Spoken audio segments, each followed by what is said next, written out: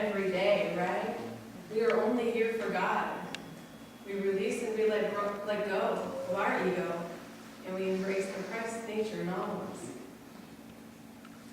So today, we're going to be releasing old patterns, old attitudes, old ways of thinking, and we replace them with more positive, uplifting thoughts as we bring in and prepare to embrace 2018 with zeal and enthusiasm, right? We want to bring in what we want to create this next year. And we want there to be more joy, more excitement, more zeal, more happiness and joy. James Thurber said this: "Let us not look back in anger or forward in fear, but around in awareness." Awareness is the key, and we attain that awareness by staying present in every moment. This moment is all that we have, all that we need, and it holds all the answers that we seek to everything we desire. So we set the intention of awareness to see the full potential of who we are. So I'm going to invite you to imagine for a few moments that if you had kept everything you had ever received from the time you were born, and envision that compiling in your house, right?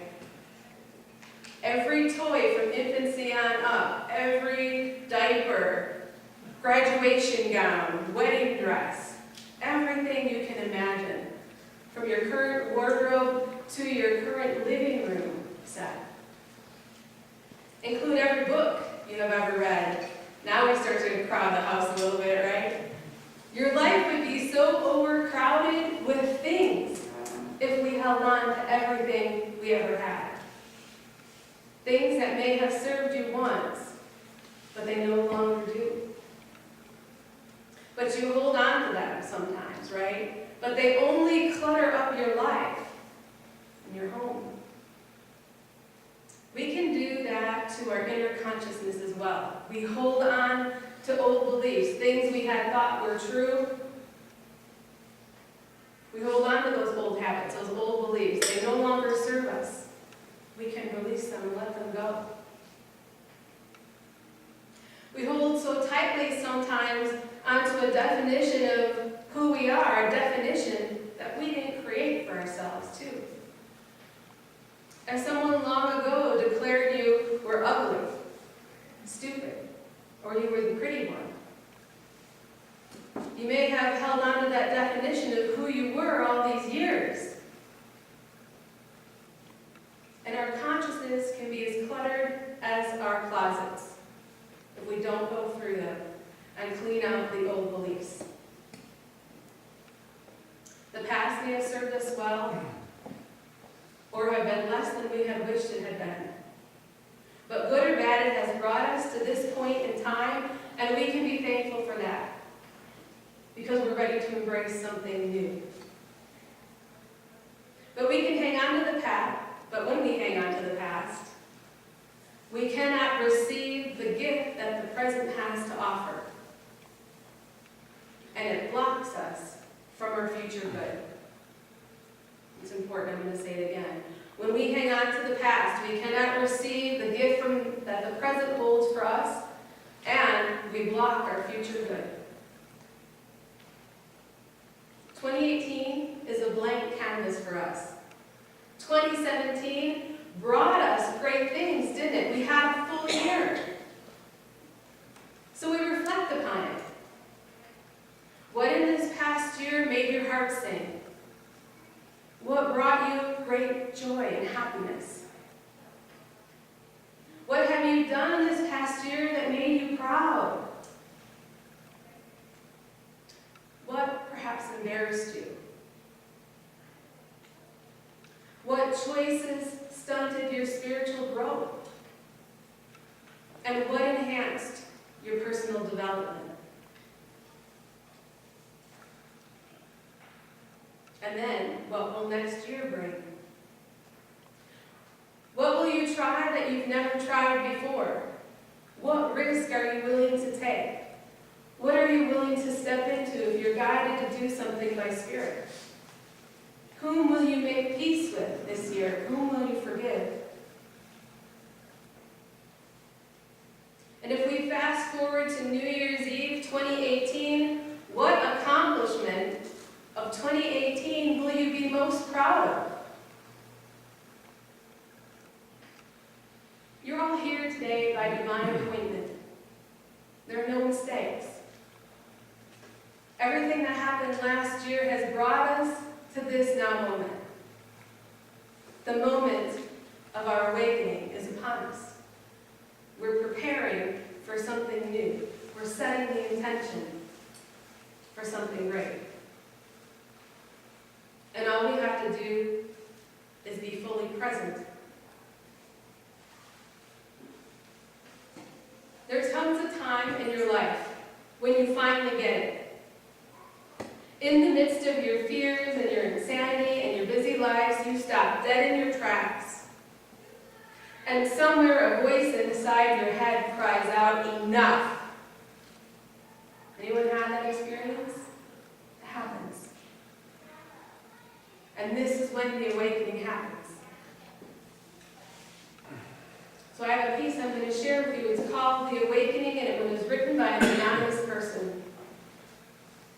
Enough fighting and crying and blaming and struggling to hold on.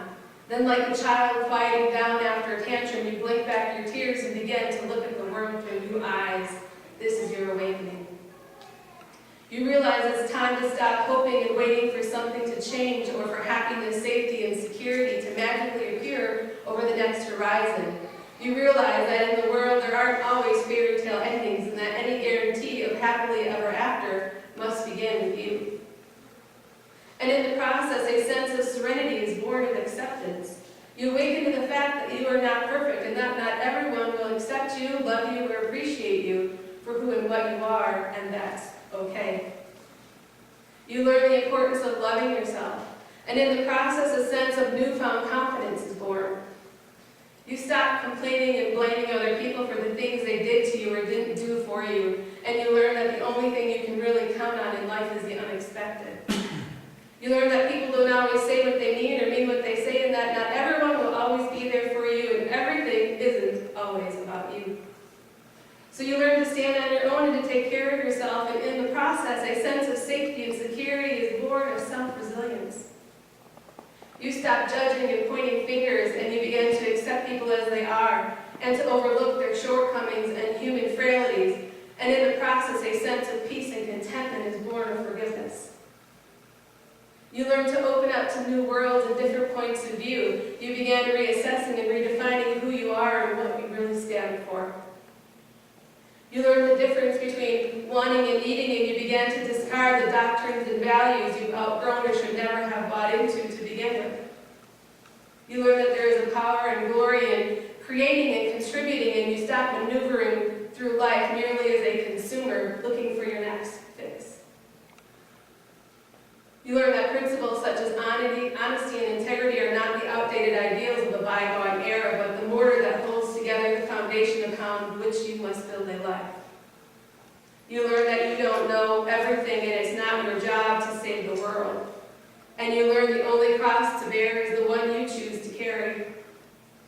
And then you learn about love, how to love, how much to give in love, when to stop giving and when to walk away. You learn to look at relationships as they really are and not as you want them to be. You stop trying to control people, situations, and outcomes, and you learn to distinguish between guilt and responsibility and the importance of setting boundaries and learning to say no. You come to the realization that you deserve to be treated with love, kindness, and respect, and you won't settle for less. You learn that being tired fuels doubt, fear, and uncertainty, and so you take more time to rest. And just as food fuels the body, laughter fuels our soul, so you take more time to laugh and to play.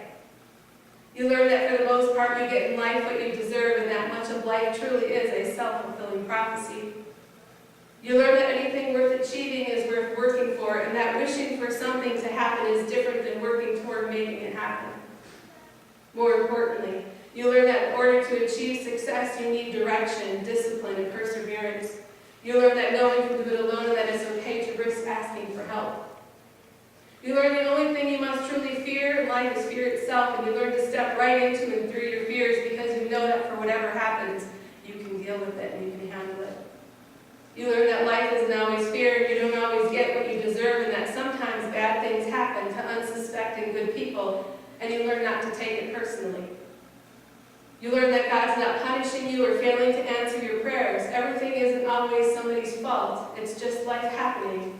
And you learn to admit when you are wrong and to build bridges instead of walls. You learn that negative feelings such as anger, envy, and resentment must be understood and redirected, and they will suffocate the life out of you and poison the universe that surrounds you. You learn to be thankful and to take comfort in the many of the simple things we take for granted, that millions of people on the earth only dream about. A full refrigerator, clean running water, a soft bed, and a hot shower. And then you take responsibility for yourself, by yourself, and you make yourself a promise never to betray yourself and to never ever settle for less than your heart's desire. You make it a point to keep smiling, to keep trusting, to stay open to every possibility. And finally, with courage in your heart, you take a stand, you take a deep breath, and you begin to design the life you want to live as best you can. I know it was long, but I think it prepares us for releasing, right? What do we want to release? What are we ready to let go of? So I'm going to invite you to take our sheet of paper. We have dissolving paper. And I'm going to invite you to create a bullet point list of things that you want to release in 2018. Is it doubt? Fear? Certain people or places? Events? Conditions? Habits? Maybe it's unhappiness, lack of limitation. Whatever has been holding you back in life, and you're ready to release. That's what we're going to be doing today. So we're going to give you some time to create these bullet point lists.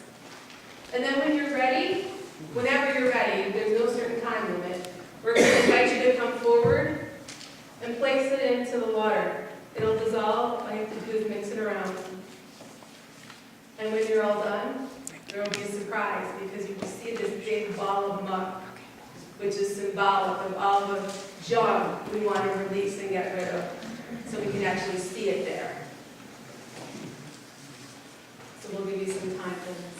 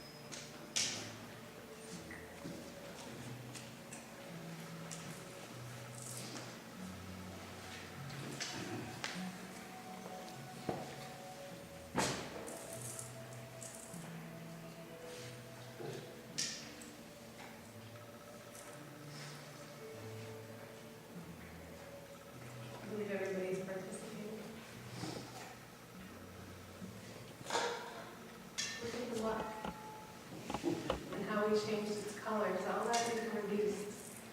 And I'll let go of.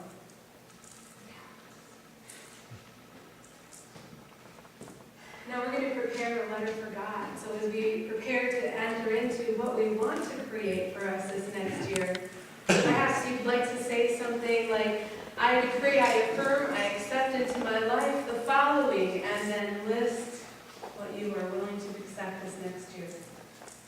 So as we pass these out, these are your letters to God, and we're going to invite you to fill out an envelope, and it'll be seal the envelope when you write your letter to God, and this will be sent back to you at some point in the year to remind you of your commitment of what you want to have for this new year, for 2018.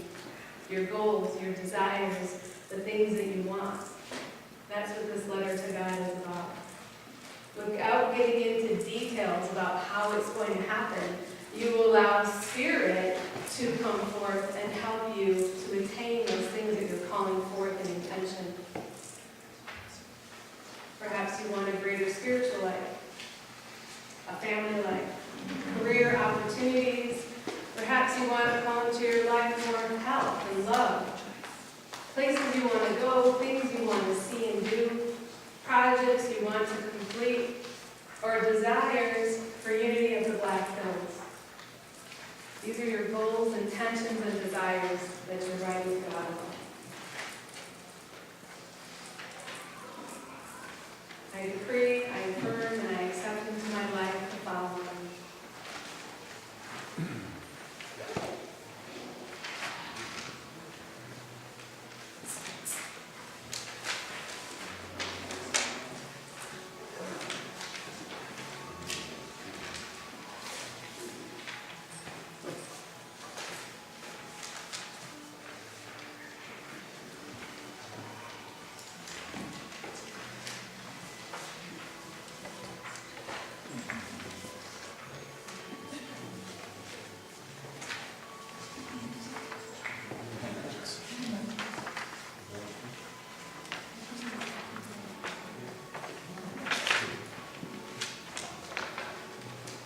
Some of you feel more comfortable at a chair and a table. We have tables and chairs available too.